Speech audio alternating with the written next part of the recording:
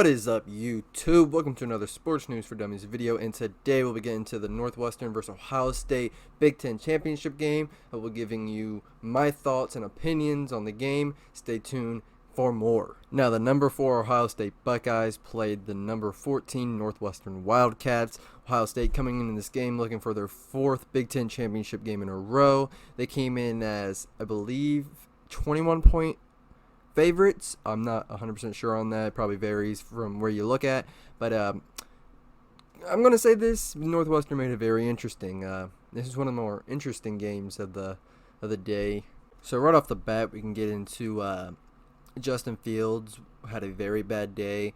I don't think anybody was expecting him to play as bad as he did. I wouldn't say this is probably like the worst performance ever, but he was off. And I don't know if that's because Chris Olave wasn't there, one of his main targets, but he just seemed off with him and his receivers. The pass rush for Northwestern was very good. They were getting to the quarterback, even when they were only sending about 3 or 4 defensive tackles, defensive ends in there. They didn't even have to really blitz with the linebackers. I mean, they were getting to Fields on a consistent basis. Now, the Buckeyes were out a couple of notable starters, and I think they were out about 22 players in all, or maybe it was 22 people in the team. But they were out wide receiver Chris Olave, wide receiver Jackson Smith-Njigba, linebacker Baron Browning, defensive end Tyler Friday, and punter Drew Chrisman.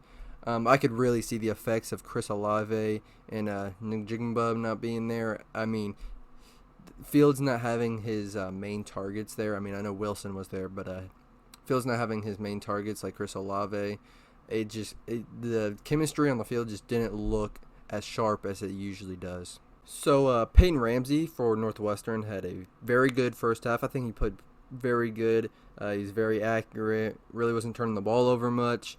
But the second half was a different story for him. He started turning the ball over. I don't think he really played necessarily terrible, but he started turning the ball over. Overall, he was 24-37, 224 passing yards, 0 touchdowns, 2 interceptions, and 1 fumble. Justin Fields, on the other hand, also not a great game. 12 out of 27, 114 yards, 0 touchdowns, 2 interceptions. The pass game for the Buckeyes just wasn't there. I think the Northwestern pass game was definitely better this game than Ohio State's. So early in this game, as a Buckeye fan, I was very frustrated because I was thinking that our coaching wasn't realizing that the run game was just unstoppable. It just feels like they were relying on that pass game when they were just forcing it down our throats when it just wasn't working. So they finally just go to the run game, and Sermon has a crazy monster game. I mean, Trey Sermon had 344 yards coming into this game. In the Big Ten Championship, he rushed for 331 on 29 carries with a long of 65. Also 2 touchdowns. I mean, Sermon had a hell of a game. Also, the Ohio State's rushing record in one game, beating Eddie George's record. I mean, crazy game. He put this team on his back.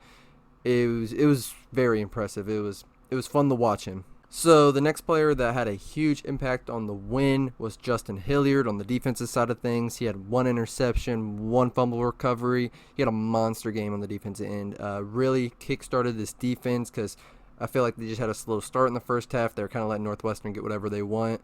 But the defense really stepped up in that second half. I mean, Haskell Garrett had another monster game. Josh Proctor came in there, got an interception. Overall, not bad, holding a team to 10 points.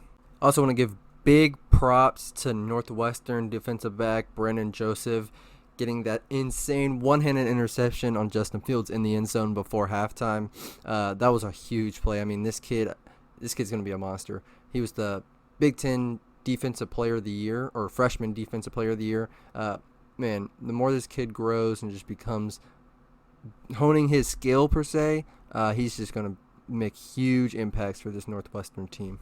So Ohio State did jump up to number 3 after the Notre Dame loss, and I do understand why the committee put us up there. I mean, a lot of people will be mad about that, but knowing what we know and seeing what we've seen, Ohio State is definitely one of the best 4 teams in the nation.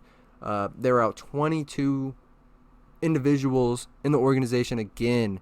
I mean, most of them players, and for them to go out there, face the adversity, and get this win, it's big time. It might not have been the prettiest thing, but a win's a win. So, with that win, Ohio State will be facing up in the semifinals against Clemson for the second year in a row. I know Ohio State really wants revenge. They think they got robbed last year.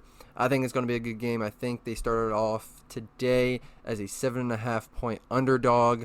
Hey, I'm all here for it. I mean, I think Dabo was talking a little bit of trash about Ohio State earlier in the season, but I mean, Clemson's gotten the better of us, so I don't have room to talk. But hopefully, full strength for both teams. Everyone's there, and hopefully, it's another great game just like last year. Now, with that, we've come to the end of the video. I think I'm going to make a couple more videos just like this about other games that happened in the week. Don't forget to like, comment, and subscribe, and I'm out. Peace.